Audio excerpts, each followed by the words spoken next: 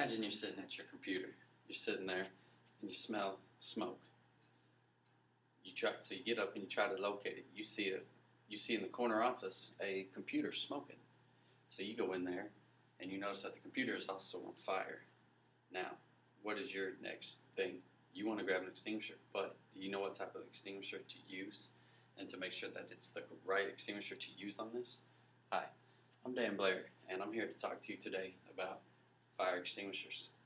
Today, we're going to talk about the classifications of fire extinguishers, what each classification you want to use on a fire, and then we're going to get into basically how to use a fire extinguisher.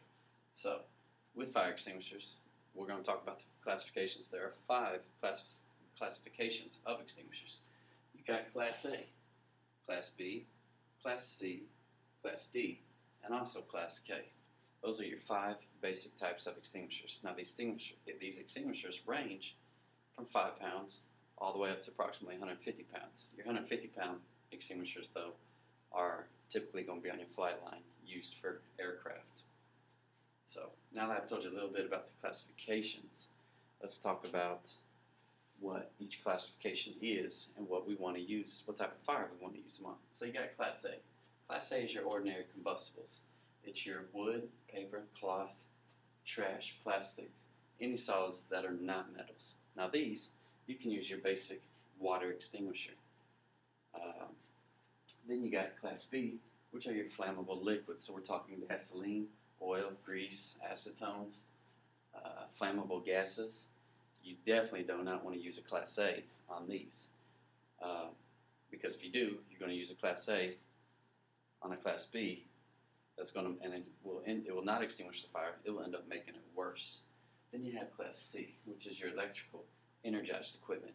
Now though, with Class C, all you got to do is unplug the whatever's on fire from its power source, and then it becomes more than likely a Class A fire. So that's very easy there. Then you have Class D fire extinguishers.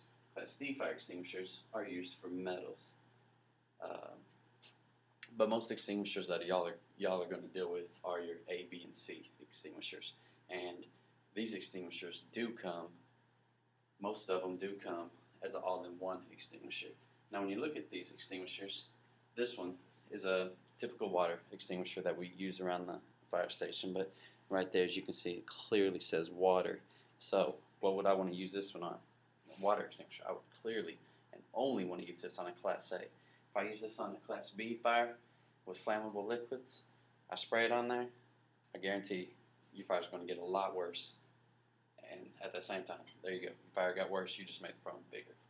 So also, your extinguishers, another way to identify. If you notice right here, you have a little pictograph. It has Class B, liquids, grease is marked out. So it's telling me I don't want to use it on that. And then right here, it has a Class C, electrical. It is marked out. It's telling me I do not want to use it on that. It is telling me I want to use it on a Class A fire. So, pretty simple. Nothing too hard. Now that I've talked about the classifications a little bit, let's talk about how to properly use a fire extinguisher. First and foremost, you should know that if the fire is too big for you, you do not want to put yourself in harm's way. So if the fire is too big and you think you cannot handle the situation, call 911 and make sure everybody evacuates the facility. That is the most important thing, is your safety. Leave it to the trained people. So we have our extinguisher. We just grabbed it off the wall, wherever we grabbed it from. Now, I want to use this. What's the first thing? I want to use the acronym PASS. So, P stands for pull the pin. Pull the pin out the top of the extinguisher. Then I want to use A. I want to grab my hose and I want to aim it. And when I aim it, I want to aim it at the base of the fire, the bottom part of it.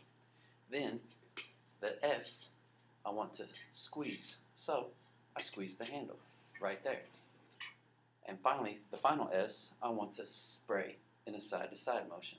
So once again, you want to use the acronym PASS, which stands for pull the pin, aim at the base of your fire, then you want to squeeze and sweep side to side. And that should, if the fire is small enough to be able to extinguish your fire. Like I said, if you cannot do it, make sure you evacuate and make sure you pull your fire alarm and make sure everybody else gets out of the facility, because safety is your paramount. Leave it to the trained professionals. So, in conclusion, I've talked about the 5 categories of fire extinguishers. I talked about what each, and then I went into detail of the class. I went into detail the 5 categories, and then we talked about extinguishers and how to properly use one. My name's Dan Blair. I hope you enjoyed my speech, and it's the final speech, and thank you.